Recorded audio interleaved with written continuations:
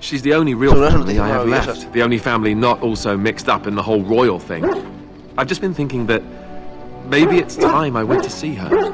With the blight coming and everything, I don't know if I'll ever get another chance to see her. Maybe I can help her. Warn her about the danger, I don't know.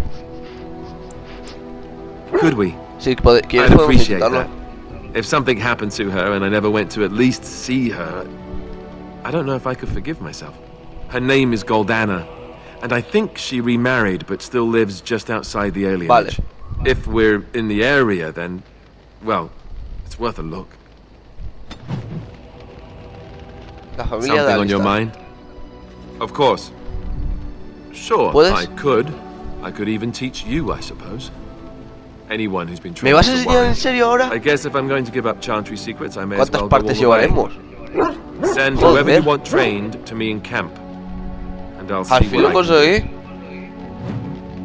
Templario.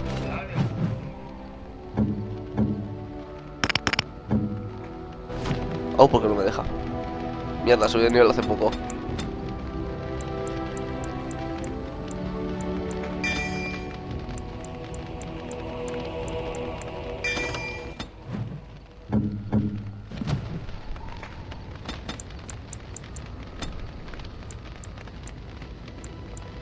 ¿Qué le doy?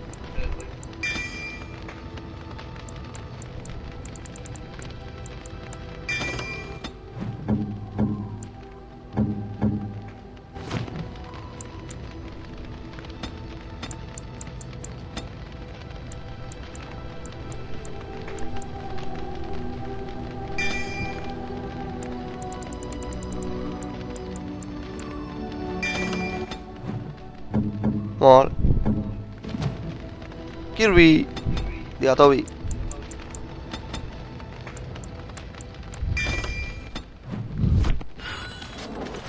Vale, confundo de nombre, ya está mi perro. Something I can help with? Yes. What's on your mind? I knew this would come Vamos a up charlar un sooner poco or con los later. miembros del grupo. I don't know how to explain, but I had a dream. In it, there was an impenetrable darkness. It was so dense, so real. And there was a noise, a terrible, ungodly noise. I stood on a peak and watched as the darkness consumed everything. And when the storm swallowed the last of the sun's light, I fell, and the darkness drew me in. When I woke, I went to the Chantry's gardens, as I always Vaya did. sueño, ¿no? But that day, the rose bush in the corner had flowered. Everyone knew that bush was dead. It was grey and twisted and gnarled, the ugliest thing you ever saw. But there it was, a single beautiful rose. It was as though the Maker stretched out his hand to say, even in the midst of this darkness, there is hope and beauty. Have faith.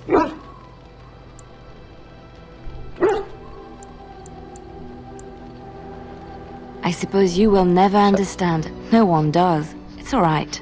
I know what I know. And pero no si one digo... will ever make that untrue. Pero Something I si can le help dije with? que cree lo que quiere, que Yes? tiene que creer, What's on your mind? o My mother was from Denmark, no en el mal and I sentido. consider myself a Ferelden. Mother served an Orlesian noblewoman who lived here when Orlais ruled. When Orlais was defeated and the common folk began to resent the presence of any Orlesian, the lady returned to Orlais. She took my mother with her. I was born in Orlais and did not set foot in Ferelden till much later. Mother was always telling me stories of her homeland. I think she missed it. She wasn't unhappy. We had a good life, and she liked Orlais well enough. I loved it, though. Valroyaux was so vibrant, colorful. Mother died when I was very young. Lady Cecily let me stay with her. I had no one else. She was quite old then, and she had me study music and dance to entertain her. It is unfair that I have more memories of Cecily than my mother. Strangely, the only thing I really remember of Mother was her scent. She kept dried flowers in her closet amongst her clothes. Small white Ferelden wildflowers with a sweet fragrance. Mother called them Andrastis Grace. They were very rare in Orlais. But enough about that. Let us move on. Vale, Something bien. I can help with? Yes? What's on your mind? I miss Val Royeaux. Unlike other cities where the people are the lifeblood and the character, Val Royeaux was her own person, and her people little more than decorations. There was always music in Val Royeaux, streaming from the many windows, quiet refrains and triumphant choruses, and always, floating above that all, the chant, coming from the Grand Cathedral. It was magnificent.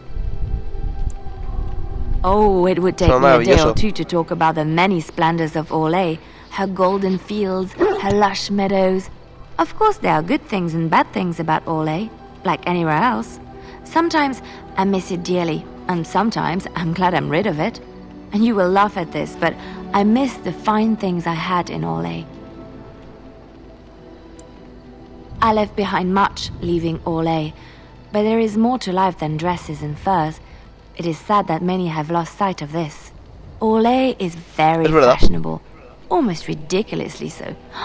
But the shoes, living with those ridiculous trends was worth it for the shoes. Well, they're shoes. They're pretty. Some of them anyway. When I left Orlais, the fashion was shoes with delicate tapered heels and embellishments in the front. A ribbon, perhaps, or embroidery. In soft colors, of course. It was spring. I had my eye on the pair my shoemaker was working on. It was covered in pale blue silk with amber beads on the toe. The shoes made in Orlais were exquisite. Not at all like these clunky fur-lined leather boots you have in Ferelden. Ugh, just look at them.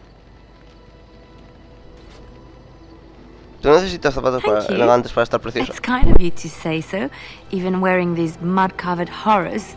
They're sturdy shoes, but sometimes a girl just wants to have pretty feet. Oh, I could talk about shoes all day, but we have things to do, don't we? Something I can help with? Yes?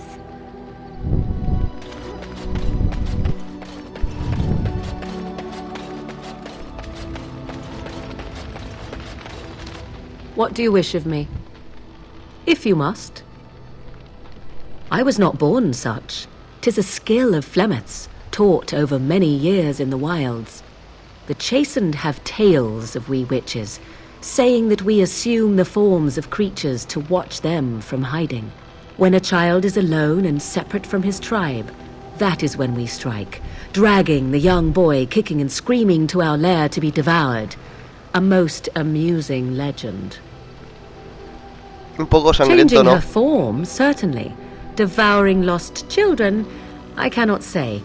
She has not done it in my experience, though in truth my lifespan is but a fraction of her own. Why do you ask? Is there something specific you wish to know? Anyone with sufficient will. But the act of transformation is a magical one. 'Tis a spell and thus requires a mage's talents.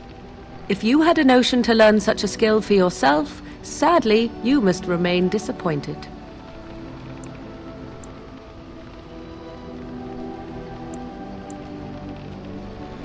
The form of an animal is different from my own. One may